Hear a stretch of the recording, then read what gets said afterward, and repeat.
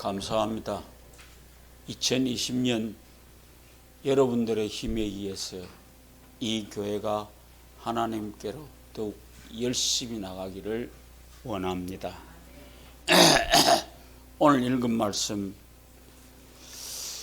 저는 이 말씀을 택하면서 찬란한 미래를 향해서 가는 이스라엘 민족의 얘기를 생각해 보았습니다. 나는 오늘 이 세상 살아가는 대한민국에 사는 그리스도인들에게 이 얘기를 통해서 일어나라, 기죽지 말라, 이렇게 꼭 얘기해 주고 싶습니다. 이사야 선지는 이스라엘 백성이 멸망할 것 다 알았습니다. 그래서 나라가 망할 것을 미리 알았는데 나라가 망하는 주요 원인이 뭡니까? 죄 때문입니다. 하나님 앞에 죄를 지었기 때문에 이스라엘 백성이 멸망할 것이다 라고 하는 것을 알고 있었습니다. 오늘 잘 생각해 보십시오. 포로 생활을 해가는 것이 얼마나 비참한 생활입니까? 포로가 되어서 갈 것이다, 비참한 생활을 할 것이다, 다 알았습니다. 이스라엘 백성에게 그 얘기를 하면서 다시 이스라엘 백성이 해방되어서 자기 나라 들어왔을 때 그 모습도 비참할 것이다 라고 하는 것까지 함께 얘기해 주었습니다. 한번 생각해 보십시오. 나라가 회복된 것도 아니고 아직도 정치적으로는 여전히 페르시아의 식민지였습니다. 그런데 돌아와서 성전을 회복하기는 했지만은 주의 민족들은 역시 이스라엘 민족을 비웃고 있었습니다. 너희들이 다시 하나님을 섬기겠다고? 웃기지 마라, 그런 얘기를 합니다. 너희가 아무리 그래 해도 너희는 약소민족이다, 착각하지 말라, 그런 식의 조롱과 비웃음이 이스라엘 백성에게 쏟아져 왔습니다. 그럴 때에 이스라엘 민족에게 찬란한 미래를 약속하는 그 약속이 바로 이사야 60장 말씀입니다. 첫 절 멋있잖아요. 일어나라, 빛을 발하라. 이는 빛이 이르렀고 여호와의 영광이 내 위에 임하였음이니라. 코로나로 힘들어하셨던 대한민국에 사는 그리스도인들에게 꼭 이 말씀 하고 싶습니다. 뭐라고요? 일어나라, 기죽지 말라. 이 얘기는 100번이고 외치고 싶습니다. 문재인 정권에서 힘들어하는 여러분들에게 우리는 오늘 또 우리가 한번 생각해 보면 이 코로나 전국에서 얼마나 어려운 문제가 많습니까? 저는 지금 매주일 가서 일주일에 3번 투숙하는 동안 계속 콧구멍을 쑤십니다. 그래서 제가 그랬습니다. 너가 뭘 못 떠냐? 너가 마음대로 쑤시고 너가 마음대로 다 해라. 그랬더니 이번 주 토요일 날 그러더니 이제 다 끝났습니다. 왜 말도 못하고 사느냐고요. 우리 집 사람 나보고 말하지 말래. 말하면 간대. 그래도 나는 하고 싶은 말 하고 싶어요.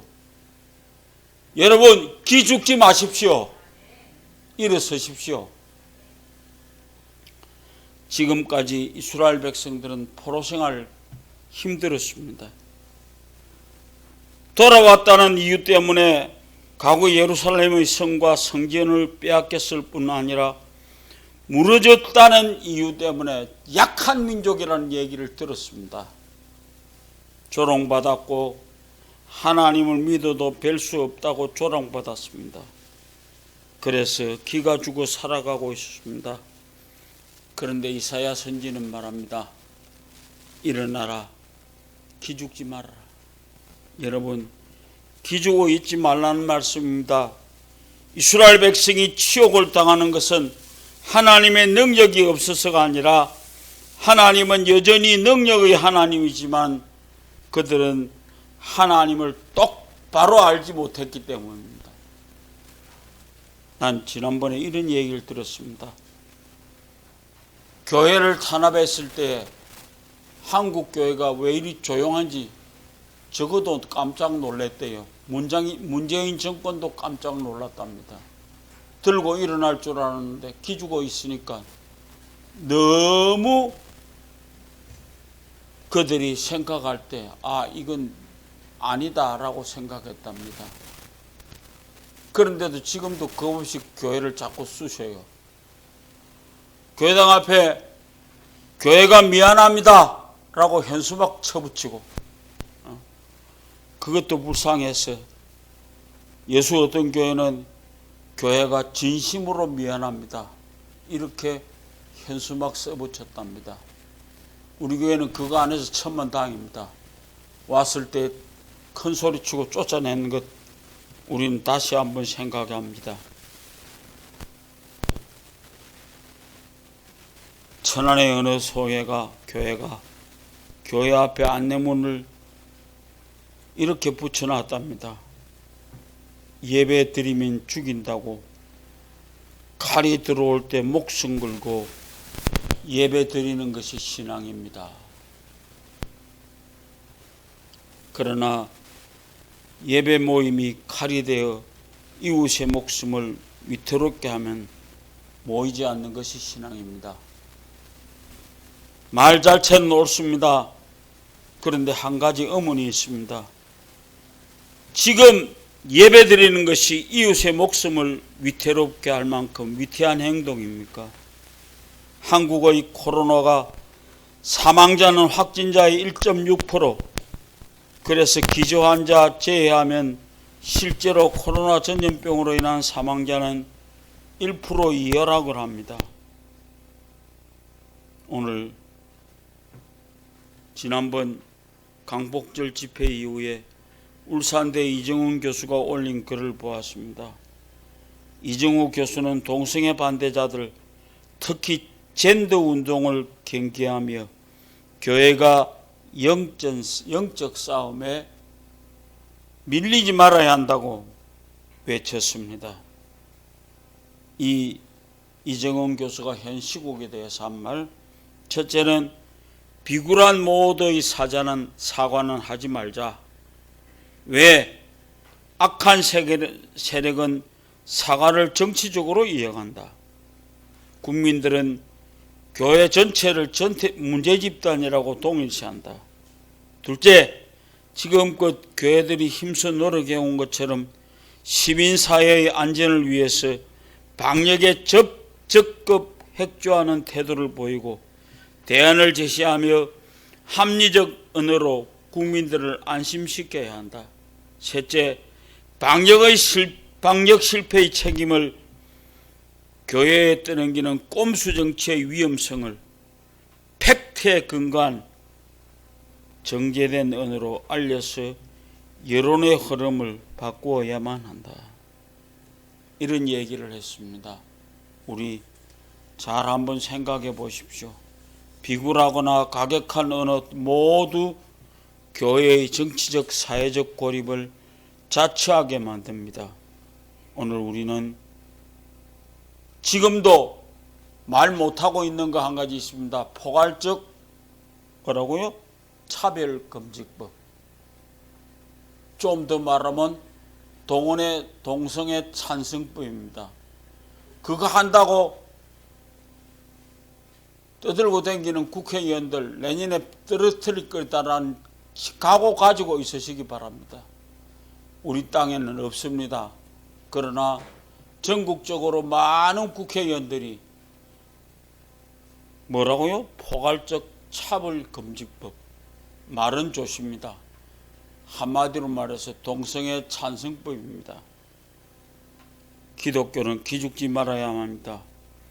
교회가 잘못한 것이 있으면 솔직하게 잘못했다고 사과하면 되는 것이고 고쳐나가면 되는 일입니다. 우리 신자들은 이 사회에 바른 길로 인도할 책임과 의무가 있습니다. 그래서 기죽지 마십시오. 둘째로 빛을 발하라. 좀 더 말하면 변화된 삶을 이 땅 위에 전하라 이 말입니다. 일어나라 빛을 발하라. 빛을 발하는 것은 더욱 복음적으로 살아가라는 말씀입니다. 복음적으로 살라는 말씀을 빛을 발하라고 했는데, 그렇게 말하는 이유가 성도들에게는 두 가지 특성이 있기 때문입니다. 첫째로 성도는 영적으로 어두움에서 빛으로 옮긴 사람들입니다. 그렇죠? 여러분들 어두움에 있다가 빛으로 옮겨져 왔던 사람들을 교인이라고 그럽니다. 그래서 우리는 분명한 성도는 빛에서 어두움에서 빛으로 옮겨져 온 사람들입니다. 둘째, 성도는 여호와의 영광이 임하여 있는 사람들입니다. 그래서 여러분들이 빛은 밝기에 따라서 차이가 있습니다. 전등도 밝은 전등이 있고 희미한 전등이 있듯이 빛이 찬란한 사람도 있고 희미한 사람도 있습니다. 그러면 어떠한 사람이 찬란한 빛이 되는가? 우리는 내 마음대로 발광체가 아닙니다. 하나님으로부터 빛을 받아서 다시 내어놓는 사람들입니다. 그래서 올바로 하나님을 섬겨야만 합니다. 올바로 하나님으로부터 빛을 받아야 됩니다. 성도는 빛을 발해야만 합니다. 빛을 발하는 방법은 첫째로 우리의 변화된 삶을 통해서 빛을 발하는 것입니다. 그래서 여러분들은 분명하게 하나님으로부터 여러분들이 받아서 빛을 내어놓을 수 있는 사람들 되시기를 바랍니다. 마지막으로 찬란한 미래를 믿으시기 바랍니다. 무슨 말이냐? 복음의 능력을 믿으십시오. 희미하게 살지 마십시오. 오늘을 살아도 똑바로 살아야만 합니다. 그래서 내 눈을 들어 사방을 보라. 무리가 다 모여 내게로 오느니라. 내 아들들은 먼 곳에서 오겠고 내 딸들은 안기어 올 것이다. 그때에 내가 보고 기쁨의 빛을 내며 내 마음이 놀라고 화창하리니 이는 바다의 부가 내게로 돌아오며 이방 나라의 재물들이 내게로 옵니다. 이런 얘기를 하고 있습니다. 여러분, 이사야 선지자는 무엇을 말하고 있습니까? 신앙의 회복이 이루어지게 되면 영원히 회복되고 다시 말해 영적 예루살렘을 회복하게 된다는 얘기입니다. 여러분들이 이 땅 위에 살면서 분명한 것 하나가 있습니다. 영적인 것이 모든 복의 기준입니다. 그러므로 우리가 찬란한 미래의 영광을 꿈꾸려면 무엇을 해야 하는가? 복음에 기초한 사회를 만들어야만 합니다. 기죽지 마십시오. 찬란한 미래를 위해서 복음의 기초를 확실히 하는 가정을 만드십시오. 그러면 하나님이 살아서 필요한 복을 부어 주실 것입니다. 여러분, 이 땅 위에 가장 부유한 나라가 어디입니까? 사우디아라비아입니까? 아닙니다. 제일 이 땅 위에 석유가 많이 매장되어 있는 나라가 어디라고요? 베네수엘라라고 그럽니다. 근데 이 덩신 같은 것들이 석유도 파내지도 못하고 임금 왕이라 대통령이라고 하는 사람이 모든 석유를 다 다른 사람이 파내가도록 그렇게 하고 나라는 빈꼬라지가 되어져 있습니다. 잘 보십시오. 땅에 많이 묻혀 있으면 뭐요? 아무 일도 못하는 덩신인데 우리는 안 그렇습니까? 정신 차립시다. 전 세계에서 제일 자산이 없는 나라, 우리나라에는 아무것도 없습니다. 몰라요. 북한하고 통일되면 뭐 좀 있을란가? 우리나라는 석유도 안 납니다. 히토리오도 없습니다. 아무것도 없는 나라. 무엇으로 살아갑니까? 지금 그리스도인들에 의해서 이 나라는 살아가고 있습니다. 문재인이 까부지 말아요.